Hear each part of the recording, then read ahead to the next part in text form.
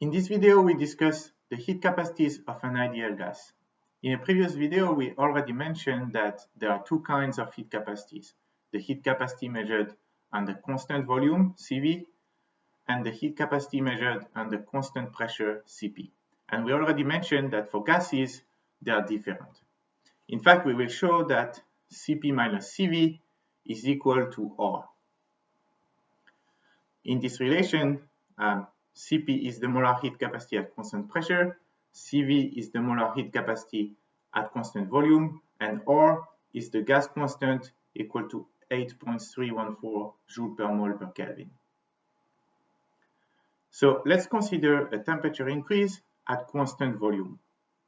To do this, we take a box with a fixed volume and we transfer a small amount of heat, delta Q.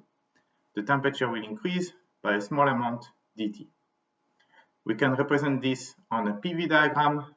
We have two isotherms at T1 and T2, and the process is going from T1 and T2 at constant volume. The small amount of heat transfer, delta Q, and the temperature change, dt, will be related by delta Q is equal to NCV dt. Then the volume doesn't change, so the work done by the gas is equal to 0. And so according to the first law of thermodynamics, du is equal to delta Q minus W, which will be equal to NCV dt. Now let's consider that we do the same temperature change, but at a constant pressure. So to do this, we will take a piston that is free to move so that the pressure is always the same. We transfer a small amount of heat, delta Q, and the temperature change by delta T. And we can draw this again on a PV diagram with the same isotherms T1 and T2. And this time, the gas goes from T1 to T2 at constant pressure.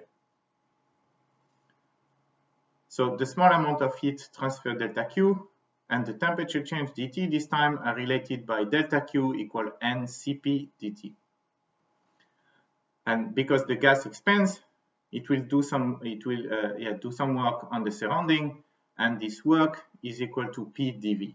And for an ideal gas, this will be equal to NR dt.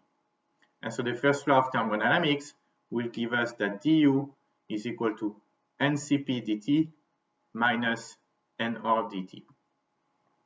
So we have two relations for the change of internal energy depending if the process is at constant volume or at constant pressure.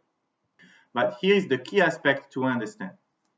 Since the internal energy for an ideal gas only depends on temperature, then the change of internal energy also only depends on temperature and does not depend on the process. So as long as the change of temperature is the same, then the change of internal energy must be the same. And so this means that NCV dt will be equal to NCP dt minus NR dt. And you can then simplify by the number of mole N and by the temperature change dt, and you obtain that CV is equal to CP minus R, or the relation that we are trying to show, CP minus CV is equal to R. So the big concept behind this relation is that some of the heat goes into work on moving the piston, and so CP is larger than CV. Now here is a table of the molar heat capacities for a few gases, and you can see that CP is larger than CV, and in fact the difference CP minus CV is very close to the gas constant R, 8.314 joule per mole per Kelvin. And the last column gives you the ratio of heat capacity, gamma, which is CP over CV.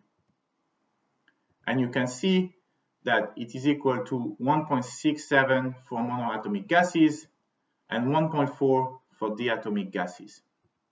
And in fact, we can calculate this based on what we already know for the heat capacity. Right? Remember that we have seen that for an ideal monoatomic gas, CV is equal to 3½ R, and since CP is equal to CV plus R, then CP will be equal to 5½ R. And so the ratio Cp over Cv will be equal to 5/3 or 1.67. Now for a diatomic gas, we have seen that Cv is equal to 5 R, and so we add R to get Cp, which will be equal then to 7 R.